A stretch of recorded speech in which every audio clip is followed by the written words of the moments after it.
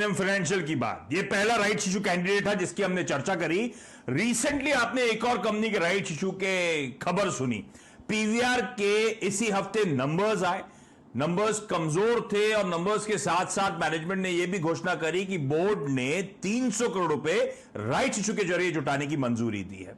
अब कोविड का, पैंडेमिक का तगड़ा इंपैक्ट हम कई सारे सेक्टर्स में बोलते हैं, उसमें सबसे तगड़ा इंपैक्ट अगर किसी स्पेस पे पड़ा है तो वो एग्जीबिशन बिजनेस पे। ध्यान रखें, लॉकडाउन से पहले, जो नेशन वाइड लॉकडाउन था उससे पहले कई सारी राज्य सरकारों ने पहले ही लॉकडाउन का अनाउंसमेंट कर दिया था। मिसाल के तौर पे महाराष्ट्र में, मुंबई में उस लॉकडाउन से पहले ही ये सारे मल्टीप्लेक्सेस बंद कर दिए गए थे और अब तक कोई खबर नहीं है कि कब तक मल्टीप्लेक्सेस। अभी मॉल्स खुल गए, मॉल्स में मल्टीप्लेक्सेस नहीं खोले जा रहे हैं, उनका समय अभी आया नहीं है, तो अभी वो पेन पीरियड से कंटिन्यू होता हुआ।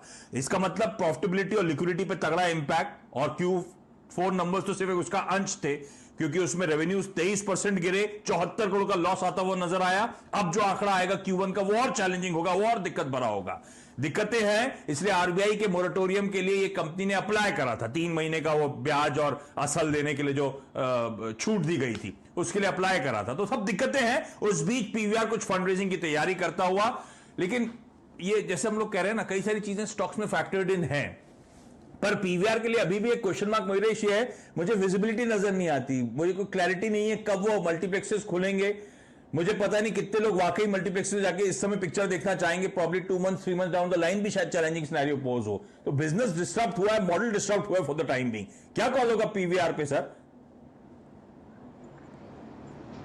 नहीं, थोड़ा साइडलाइन पे रहना चाहिए। I think I give you 3-4 broad reasons फटाफट आशीष जी। आई थिंक पहले आपने जो राइटफुली कहा, आई थिंक Q1 के तो नतीजे और भी खराब आएंगे क्योंकि कंप्लीट लॉकडाउन में थे, इसलिए there is zero top line that will get reported. At the same time I think जितने भी इनकर्ड एक्सपेंडिचर होते हैं, जो आई थिंक फिक्स कॉस्ट के होते हैं, फिक्स नेचर के, वो तो उनको बेयर करने, इसलिए Q1 में भी आई थिंक एक तगड़ा लॉस आने की पूरी उम्मीद है।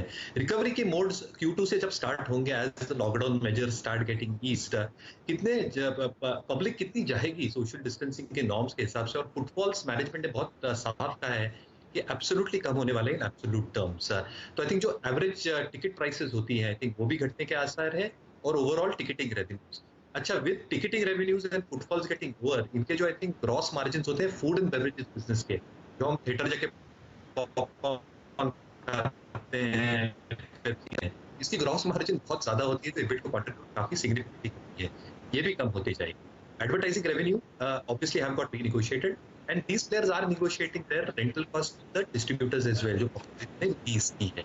So there are some offsetting effects, थोड़े layoffs भी कर रहे हैं, cost optimization, but earnings के हिसाब से आई थिंक मार तगड़ी है। And don't forget, I think जो OTT रिलीजेस आ रही हैं, कल शाम को ही एक रिलीज होने वाली है OTT प्लेटफॉर्म पे, ये जबरदस्त कंपटीशन दे सकती है इन टाइम्स लाइक दिस। तो मेरे हिसाब से I think wait and watch करना लाजिम होगा।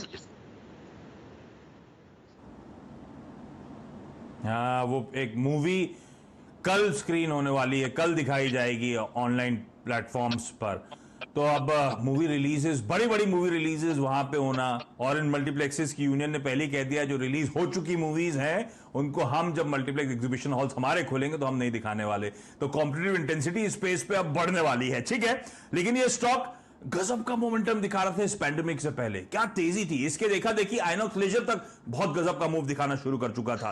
2000-2100 मेरे ख्याल से उसके प्लस लेवल्स हमने देखे थे। उन हाइस से ये करेक्ट हो गया, अभी भी लो लेवल से रिकवरी के बावजूद 50% नीचे ही कामकाज कर रहा है। Satpal sir, quickly chart check. देखो आशीष, मेरे हिसाब से ये डेड कैट बाउंस था, ये करीबन 700 के लेवल से हमने 1200 1250 तक का pull back data. I think that pull back should be used to liquidate, that is what the chart is suggesting.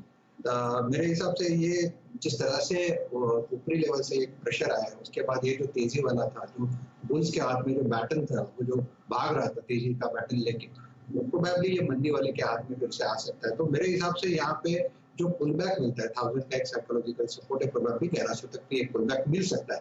लेकिन frankly speaking, I don't want to trade for that 100 rupees. मैं ये कहूंगा जहां pull back मिले वहां पे exit ले ले, फिलहाल पीवीआर को अवॉइड करें। ओके, तो पीवीआर इस समय अवॉइड है और फंडामेंटली जैसे वैरेश कह रहे हैं Q1 चैलेंजिंग होगा, आने वाला समय थोड़ा चैलेंजिंग है, तो थोड़ा सा कॉशियस रहें। एक समय की सबकी पसंदीदा स्टॉक था, कर किसी ने एज्यूम नहीं करता इस तरह के लॉकडाउन, इस तरह का पैंडेमिक, इस तरह का post pandemic scenario play out होता हुआ नजर आएगा। तो बहुत चैलेंजिंग टाइम्स हैं इन मल्टीप्लेक्स, इन थिएटर ओनर्स के लिए।